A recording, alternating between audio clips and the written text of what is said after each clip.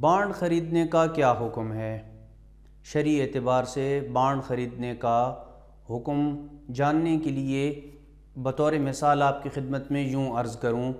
کہ اگر آپ نے 1000 روپے کا یہ بانڈ خریدا ہے، یہ بانڈ کا ٹکٹ ہے اور یہ 1000 ہے، اگر آپ نے یہ 1000 روپیہ اس بانڈ کے ٹکٹ کے بدلے میں دیا ہے، یعنی 1000 روپے کے بدلے میں یہ آپ نے بانڈ کا ٹکٹ خریدا ہے، تو یوں بانڈ کا یہ ٹکٹ خریدنا بھی جائز ہے اور پھر قراندازی میں شریک ہونا بھی جائز ہے، اور جو انعام نکلے گا اس کا حاصل کرنا اور استعمال کرنا بھی جائز ہے۔ لیکن اگر آپ نے یہ 1000 روپیہ اس ٹکٹ کے بدلے میں نہیں دیا ہے،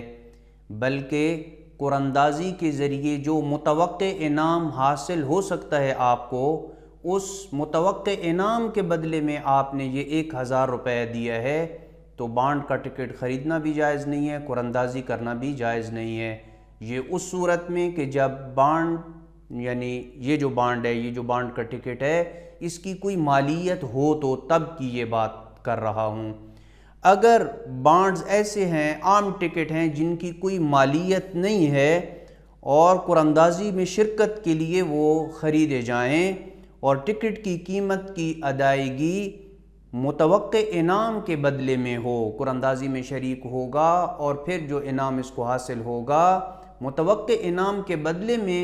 جو ہے وہ یہ خریدا جائے، تو پھر یہ جائز نہیں ہوگا۔